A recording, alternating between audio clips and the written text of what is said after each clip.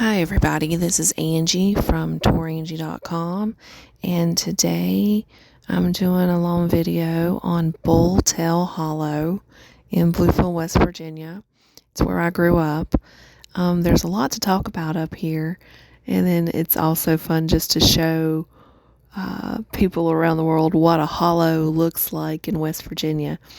But there's a lot going on with building a road that people refer to as the road to nowhere. So I'm going to talk a lot about it and drive up a side road just to show you what the bridges look like, some of the bridges, and we're going to talk a lot about that. Yeah, okay, let's get started. All right, the bridge to nowhere. I think it started being built around 2007, and it's supposed to link John Nash Boulevard off of right up close to 460, which you've seen in my other videos, all the way to Airport Road, which you're going to see in this video. It's going to be a combination of a few bridges. That first bridge, started being built in 2007. Well, this section that's here, this has only been going on for the past, 3 years or so. In fact, they've had to do this section, and then they went to Airport Road to do the other section. And then they had to come back and do something here because it messed up. So I'm just going to show you some and talk some more about it too. Yeah, technically, I guess instead of it being called the bridge to nowhere, it should be the bridges to nowhere. You'll see, it will, once it opens, it will save some time to get from up there at John Nash Boulevard to this area in Airport Road. It'll save you from having to go down Mercer Mall Road or another route to get there, but at this moment, it really doesn't do much benefit. It helps people that live maybe Brush Fork or down in McDowell County to get them quicker access, but I think it's really only going to save, 5 minutes, maybe a little bit longer.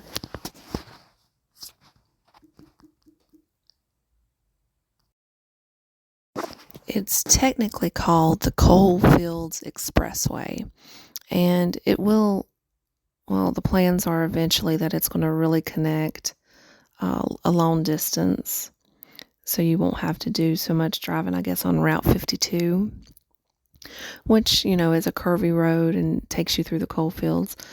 But yeah, the design hasn't even been made that far ahead, like that far up, I guess. So this bridges right here, bridges to nowhere, is just going to be from John Nash Boulevard to Airport Road for a very long time. Alright, I'm just sitting here a minute and then I'm going to do a turnaround. But right in front of you is the dam. That's something else I'll talk a little bit about in the video. It's for the Green Valley water treatment plant and stuff. But it's referred to as the dam and James B. Bailey Dam. People can go fishing there and all that stuff. It's been there for a very long time, and it helped to make sure the area that that we just came through didn't flood as much. There's a little creek that comes through there, but it has helped, I believe, with that over this has been the 40 years, 50 years. I don't even know how long it's been around, but it's been a while. All right, more on the dam or lake later in the video. Let's talk about this as I'm driving back out the bridge.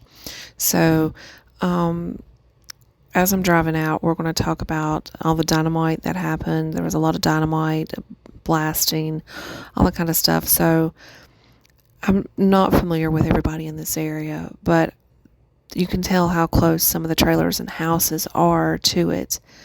There had to be damage. Well, there are some people who have filed complaints with the West Virginia, I don't know, I guess it was transportation or highways or whatever, and people have came out. The state purchased the land over here. There used to be a beautiful house over here on the right, but they've purchased the land all the way up to that tree line. And that's where another property starts that they didn't purchase, but that was to build the bridge. Initially, they didn't purchase this property right in here, but after they started, they needed to. It was a beautiful house, too. So as you can tell, they purchased the property on the right, where was the hill where they were dynamiting on, but they didn't do anything over to the left. And that's very close, with all the dynamite and stuff that was going on. I'm sure it drove them crazy.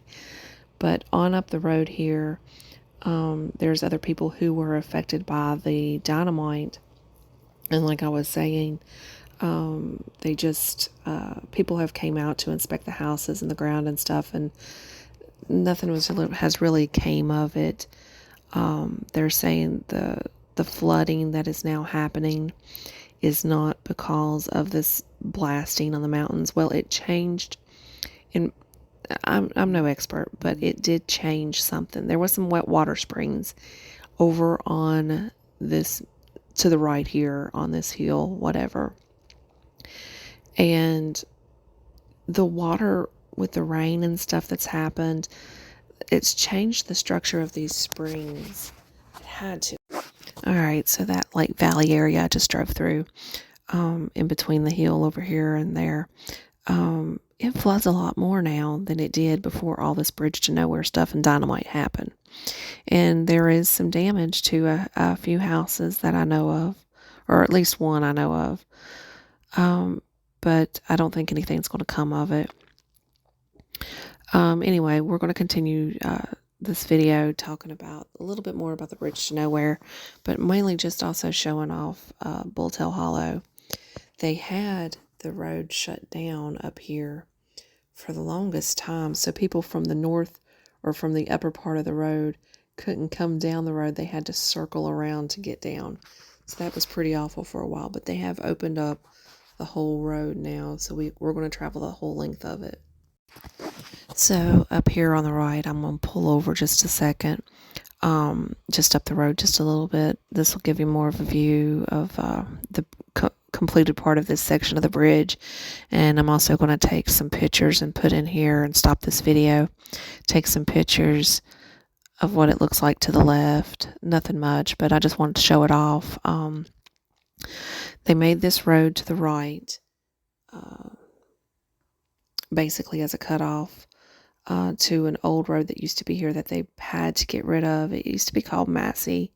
I'm not even sure what this road is now, but anyway, they had to buy out a lot of houses and stuff up there. Basically got rid of the whole area. But it used to be a sharp curve down into a little valley and back out.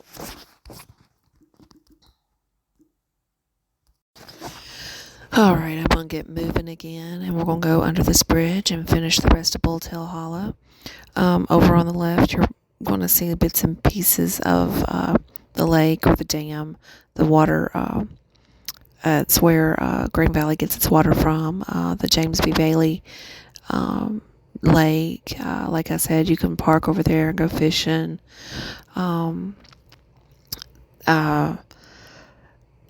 I guess I could tell you a little bit when they built it, because my family had owned the land right there. In fact, my grandmother and grandfather's house used to be right in the middle of the lake where, well, of course it wasn't a lake then, but their house got bought out to build this lake. So yeah, that's kind of interesting. I remember back in the 80s, you could go look in the parking lot and you could see part of the front, I guess it was like front steps still sticking up, or part of a foundation. Yeah, I used to have a lot of family that lived up in here. But people have passed or moved away. There's still some family members up here, but well, it's true, some of the younger generation has left this area, but there's some that have still stayed too. I'm one of the ones that have left, but I still come back and visit often to see my mom. But that's not important to this video. I just wanted to share just a little bit. Yeah, the main purpose of this video was I wanted to talk about the dam and the problems that the dam, or not the dam, but the bridge.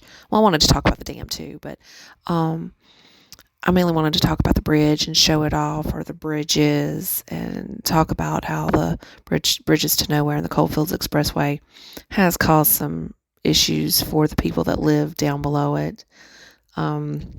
I wanted to highlight that on here, but I also just wanted to show off Bulltail Hollow, a typical West Virginia road. You know, it's a very small road. You have to pull off, as you can tell from the video so far, you have to pull off to the side to let other people pass all the way through it. It's curvy.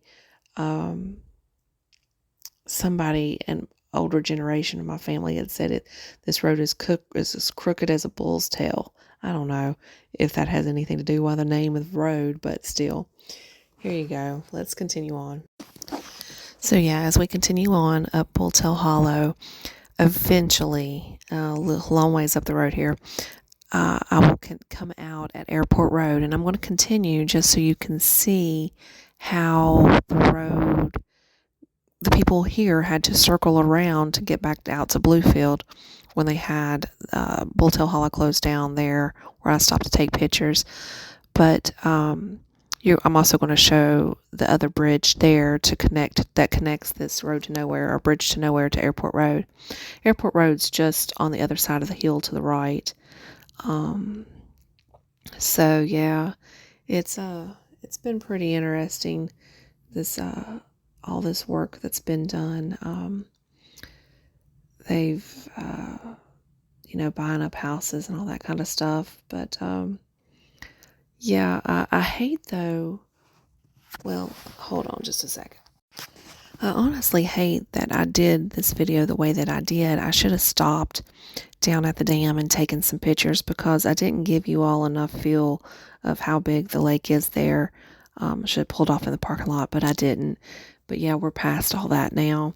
There is also a lake on Airport Road, and it's just south of the bridge to nowhere there. Maybe we'll get it in the video too.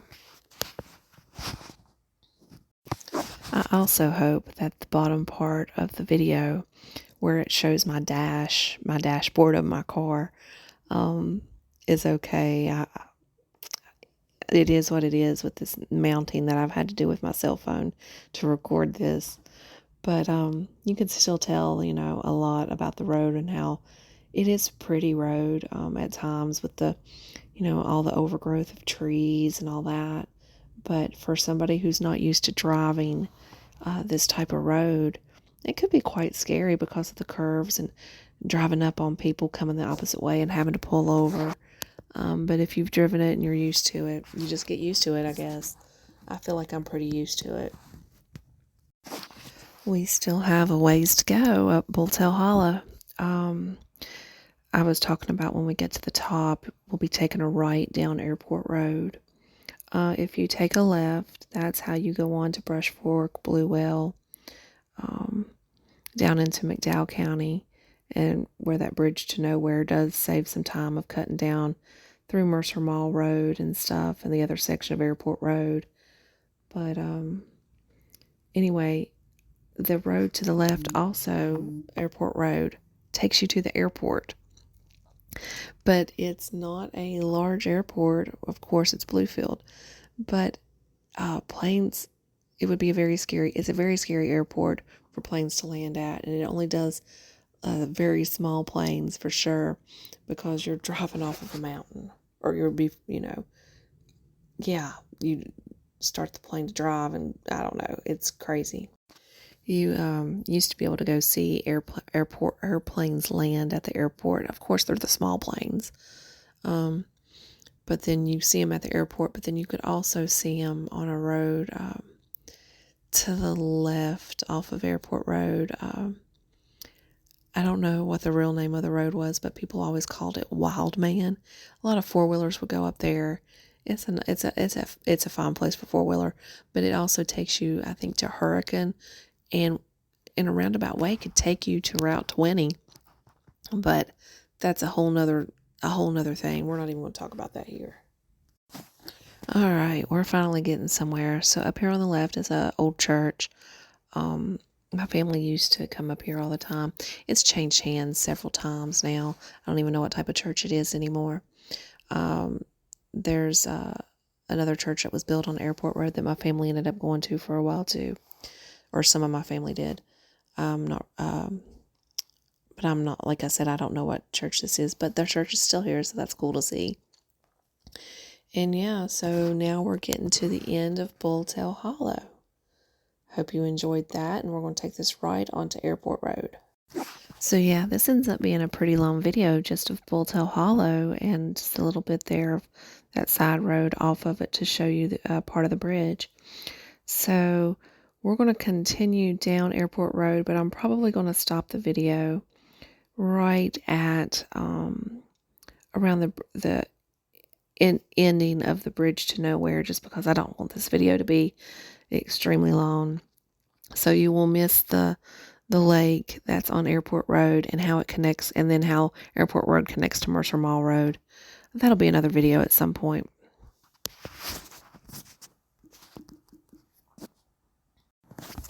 I'm kind of running out of things to talk about. There used to be a business that was down here. Surface Banana was on the left and that bar on the right. I think the bar caught on fire. Anyway, they're gone. They're out of here. My great-grandparents used to have property down here on the right.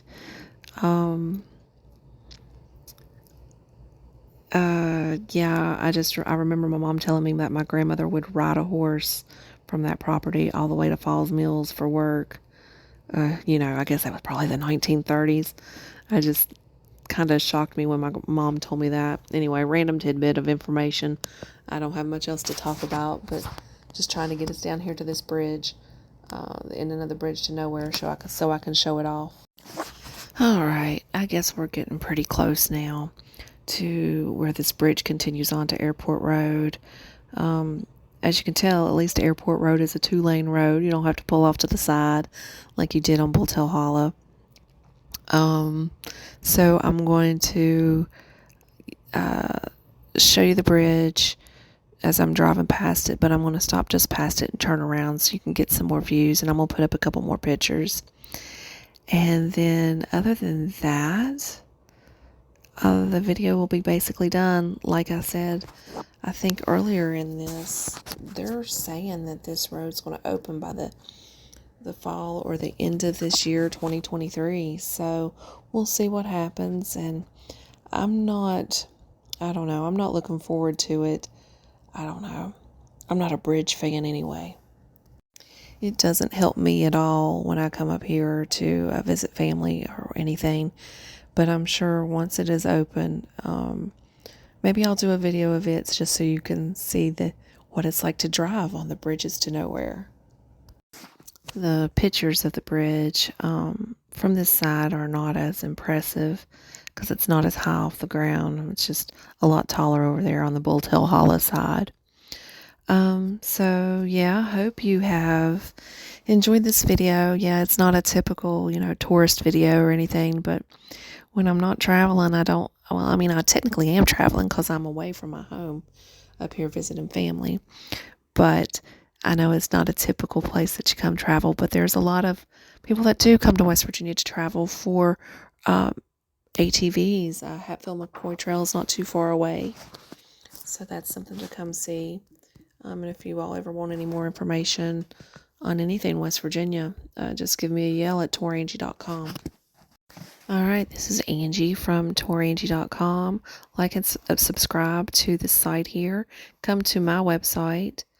Read my blogs, make appointments I can help you with your next travel adventure. Talk to you later.